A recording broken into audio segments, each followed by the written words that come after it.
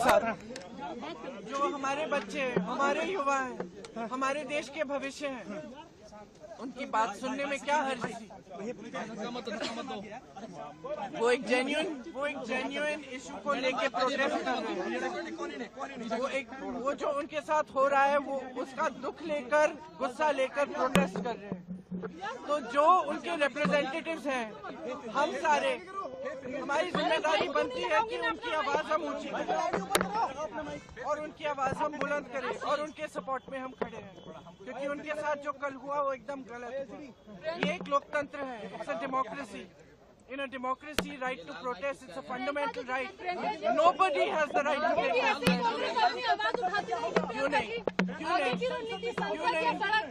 क्यों नहीं? जहाँ पे जरूरत होगी वहाँ हम आवाज उठाएंगे। राहुल गांधी का चेंज हुआ बयान किया, वो डिमांड उनका पहले कुछ और चाहिए था, फिर उन्होंने बोला कि रेजोल्यूशन चाहिए धर्मेंद्र प्रधान का, तो उनका डिमांड जो है वो बदला था प्रोटेस्ट के दौरान। जब पीएम हाउस के बाहर वो प्रोटेस्ट कर रहे थे, सिंह गए वहाँ पर, उन्होंने बोला कि उनका डिमांड पहले कुछ और था, फिर डिमांड चेंज हो गया। हमारे डिमांड बहुत स्पष्ट है और हम शुरू से ही डिमांड कर रहे हैं।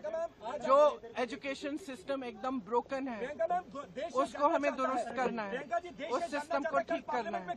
उसके लिए आप डिस्कशन करो। आप धर्मेंद्र प्रधान, आपको या तो मेरी बात सुननी है, सुनने दो भाई, सुनने। धर्मेंद्र प्रधान जी को रिजाइन करना है, एक डिस्कशन होना चाहिए पार्लियामेंट, और जो स्टूडेंट्स प्रोटेस्ट कर रहे हैं उनकी सुनवाई होनी चाहिए।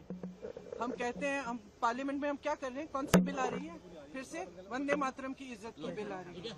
क्या मतलब है इसका? क्या मतलब है इसका? वंदे मातरम का मतलब क्या है? अपनी मातृभूमि के लिए, अपनी मातृभूमि की इज्जत।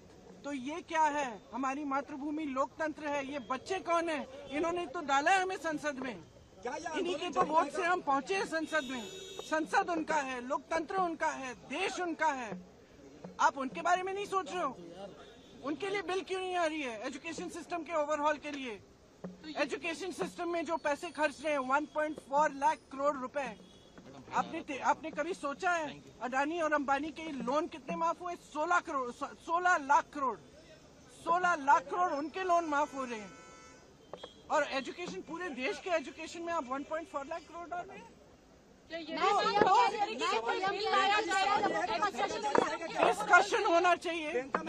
डिस्कशन होना चाहिए। जो स्टूडेंट्स कह रहे हैं उनकी सुनवाई होनी चाहिए, उन पर लाठियां नहीं बरसानी चाहिए, उन पर आंसू गैस नहीं डालना है। छोटी छोटी बच्चियां हॉस्पिटल में हैं, उनके पेरेंट्स की हालत देखिए।